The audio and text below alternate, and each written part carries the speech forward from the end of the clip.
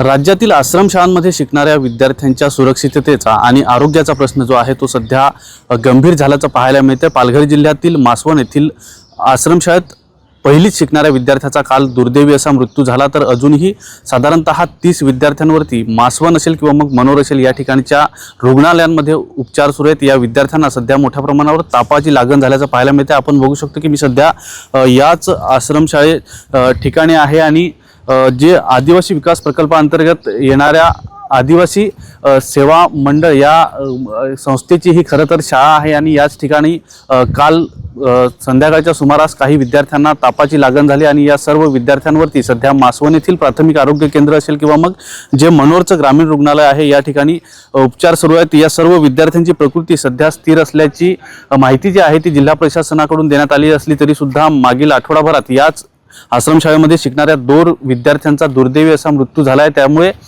या संस्थेवरती किंवा शाळा प्रशासनावरती कारवाई करण्याची मागणी जी आहे ती पालकांकडून करण्यात येते। एकूणच आपण पाहिलं तर या आश्रमशाळांमध्ये साधारणतः 395 जे निवासी विद्यार्थी आहेत ते शिक्षण घेत आहेत, मात्र या सर्व पालकांमध्ये सध्या मोठ्या प्रमाणावर भीतीचं वातावरण जे आहे ते पाहायला मिळतंय। सध्या या ठिकाणी जिल्हा प्रशासन असेल ते दाखल झालेले या सर्व परिसराची ते पाहणी करतायत, मात्र हा ताप आहे किंवा मग खोकला असेल, पडसे असेल, हे विद्यार्थ्यांना कशामुळे सुरू झालं हे अजूनही स्पष्ट झालेलं नाही। मात्र या सर्व विद्यार्थी आहेत ते सध्या प्रशासनाच्या देखरेखीखाली आहेत।